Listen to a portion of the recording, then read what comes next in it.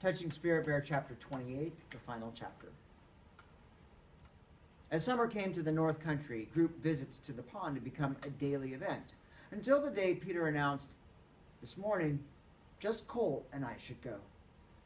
Garvey had already pulled on his pants. "Are you sure?" he asked. Peter nodded. Garvey turned to Cole. "What do you think?" Cole eyed Peter and shrugged. "Doesn't matter to me." Again, Garvey asked, "Are you guys sure you're ready for this?" "Yes," Peter said, his voice firm. Cole nodded, but found himself a little scared. "Okay, have a good soak," Garvey said. Cole packed their towels in his backpack. He paused and slipped in the towel. He and Peter let themselves out the door into the breaking dawn and worked their way along the shore. Neither of them spoke as they reached the river and started wading upstream toward the pond. Peter stumbled along angrily, his fists clenched. An awkward and thick silence hung between them. When they finally reached the pond, Cole couldn't stand the silence anymore. "I'm glad we came alone," he said. "It's time we were friends." He held out his hand to Peter, but Peter knocked his hand away. "I'll never be friends with you." "Look, Peter, I didn't mean to hurt you." Peter shoved Cole, knocking him off balance. "You beat me up, smashed my head on the sidewalk until I was bleeding, then to pull you off me. What do you mean? You didn't mean to hurt me?" His eyes were wild. Cole had regained his balance. "What I mean is, I didn't mean to get so angry. I didn't decide all of a sudden to get mad and hurt you." "And now, so everything is supposed to be all right." Peter shoved Cole again with both hands. "No, it's just that everything will be better. My headaches go away, when I sleep at night, and my bad dreams quit." Peter's eyes welled up with tears. "I can't walk anymore without stumbling. Sometimes I can't think straight, and my words don't come out right." He shook a fist in Cole's face. "You don't really care about me. You just want to get off this island. That's all you want." "A year ago, that was true," Cole said, "but not anymore." "You haven't changed," Peter challenged, his voice growing louder. "You would beat me up again if you had the chance."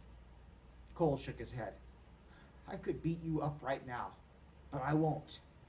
"You won't, 'cause you're scared of Garvey," Peter said, "and 'cause you're scared of jail." Again, Cole shook his head. "It's because I've had a lot of time to think. Besides, if you thought I might beat you up again, why did you tell Garvey you wanted to come alone with me this morning?" Peter bent down, pretending to tie his boot. "You have to believe me," Cole pleaded. "I'll do anything to help you and make things right. It doesn't do any good to stay mad." Suddenly, Peter sprang up, shoving Cole hard and sending him stumbling to the ground. "Stay away from me! I don't need your help!" he screamed. "I'm so sorry," Cole repeated. "You're not sorry for anything," Peter shouted. He kicked at the ground, pelting Cole with gravel and dirt. Shielding his face, Cole got to his feet, but Peter stormed forward and shoved him again. "Why don't you beat me up again? I don't care anymore." Cole quietly stood his ground. "Maybe you're scared of me," Peter said, swinging his fist. He struck Cole squarely in the face. "Go ahead! Hit me!" he taunted. "Kill me! I don't care anymore!" "You do care," Cole said, shielding his face. "I'm not ever going to hurt you again. Can't you see that?" "Liar!" shouted Peter. He hit Cole hard in the gut. "You're scared of me." When Cole refused to fight back, Peter grew bolder.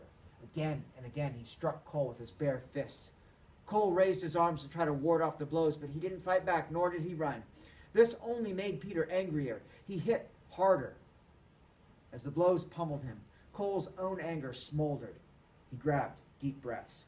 He would not get angry. Not now. As he tried to back away, he stumbled and fell. Peter was on him instantly, hitting and yelling. All Cole could do was curl his knees up to his chest and try to cover his face. Then, Peter started kicking him. To Cole, it felt as if a sledgehammer was striking his chest and arms. He rolled away, but the next kick caught him in the face and slammed his head back. He tasted blood. The world spun in lazy circles. The hammer kept hitting. "Stop!" Cole gasped. "Please, stop! And fight, you coward!" Peter screamed like a madman. "I'm not going to fight you!" Cole shouted as the next angry kick to his stomach took his breath away. Then the kicking stopped. Cole opened his eyes in time to see Peter sink to his knees next to him, crying. Peter's body shook with great hiccuping sobs. "Are you okay?" Cole asked, grimacing from his pain. "I'm scared," cried Peter. "I'm so scared. My thinking gets all mixed up and I feel like the whole world is falling on me." Wincing, Cole sat up. "How can I make you believe that you don't ever have to be scared of me again?" "You just say that," Peter sobbed. "Peter, I'm not a bad person. I got mad at you because I was really mad at myself. I thought my dad beat me because I was worthless." Cole paused. The dances, carving the totem, carrying the ancestor rock, touching the spirit bear, it was all the same thing. It was finding out who I really was. "You're a jerk," Peter sobbed. "That's all you are." Cole fought back his own tears. "I'm part of some big circle that I don't understand, and so are you. Life, death, good and bad, everything is part of that circle. When I hurt you, I hurt myself too. I don't think I'll ever heal from what I did to you. And I'm sorry, Peter. I really am sorry." Peter knelt, crying, his body bent forward. Cole, not knowing what else to do, wrapped his arms around Peter's shoulders. For a long time, Peter let himself be hugged, leaning back into Cole. And that was when it happened. Not 20 feet away, it stood watching them. The spirit bear. "Look," Cole whispered, letting go of Peter. Peter still sniffled, staring down at the ground. "Look," Cole whispered louder, nudging him. "It's the spirit bear." Peter raised his head and stared, his mouth open in amazement. "Will it hurt us?" he whispered. "No," Cole whispered back. "We're not threatening it. You and I have both become invisible." Peter looked at Cole, puzzled. "Never mind, I'll explain later," Cole whispered. For a full minute, the bear stood frozen in place, gazing at them. The chattering of a squirrel nearby echoed like thunder in the silence. Then, as suddenly as it had appeared, the spirit bear swung its massive head around and ambled away, vanishing ghost-like into the trees. Peter drew in a deep breath as if waking from a long sleep. "Did we really see what I think we just saw?" Cole smiled and shrugged. "They say there aren't any spirit bears here." "But I saw one," Peter insisted. "Will anyone believe us?" "It doesn't matter what other people think or believe," Cole said. "It's what you believe. That's what's important." That morning, as Cole and Peter soaked, a warm silence blanketed the pond.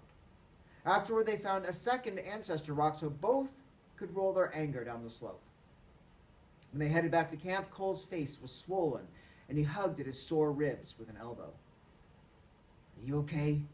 Peter asked. Cole licked at his numb and swollen lips and grimaced. Still, he smiled. "I'd hate to go through that again." Peter walked without speaking. When they arrived back in camp, Cole broke the silence. Standing beside the totems, he explained to Peter that being invisible was being a part of life's circle and accepting it. "This morning, when we forgave each other, we also forgave ourselves," he said. "We allowed ourselves to become part of that big circle. That's why we saw the spirit bear." "What makes you think that I forgave you?" Peter said. Cole pulled off the backpack. "I have something I want to give you," he said. He took out the folded atau. "Garvey gave this to me as a symbol of friendship and to show he trusted me." He handed the atau to Peter. "Now, I want you to have it. Are you saying you trust me? Peter asked. Cole nodded. I hope someday you'll trust me. Peter stared at the Atao as he spoke. I want to help you carve the blank space on your totem, the space you saved for your dance of anger. Cole hesitated. Okay. He ran to the cabin and returned with the knives. For the next 2 hours, Cole and Peter carved together. When they finished, Cole hollered for Garvey to come from the cabin and take a look at the nearly perfect circle that now completed the totem. When Garvey joined the boys, he stared down at the log and at what they had carved. You carved a perfect circle, he said, a soft smile tugging at his lips. Why a circle? Cole and Peter glanced nervously at each other, neither wanting to speak. Could it be because every part of a circle is both a beginning and an end? Garvey asked. And everything is one? Peter shrugged awkwardly and grinned at Cole. A circle is all I could teach him to carve. Cole smiled and nodded. I'm a slow learner, but I'm working on it.